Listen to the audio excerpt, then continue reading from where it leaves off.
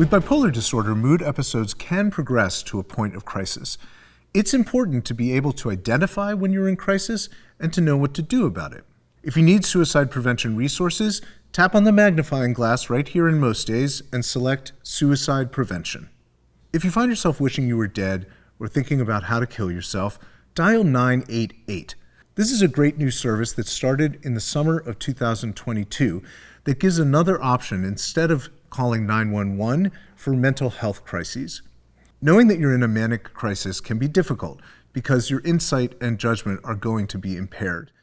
It's also helpful to have friends or family you've identified ahead of time as people who can give you honest feedback when you might be having a manic crisis. Psychotic experiences include delusions, when you believe that something's happening that isn't actually happening, and hallucinations, which are sensory experiences like seeing or hearing things that actually aren't there. Another way to know that you might be having a manic crisis is if your sleep is severely disrupted.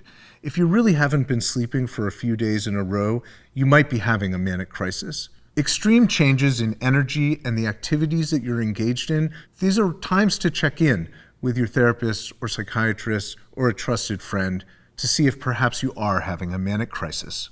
If you are having a manic crisis, it's important to consult with a psychiatrist or go to a hospital right away. If you're having suicidal thoughts, what's really important is that you talk to your therapist or your psychiatrist about it. They can help keep you safe and, even more importantly, address whatever it is that's making you suicidal. Sometimes people are scared that if they talk to their providers about having suicidal thoughts, they'll be hospitalized. The fact is that usually this doesn't happen. Your suicidal thoughts would have to be quite severe, including a plan for how to kill yourself and usually having the means at hand to have to go to the hospital.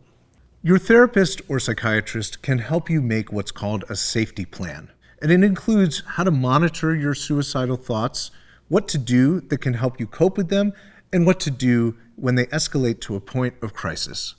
None of this is fun to think about, but it's important to think about in advance, and it can help you feel safer, actually, to know you have a plan if you do have a crisis.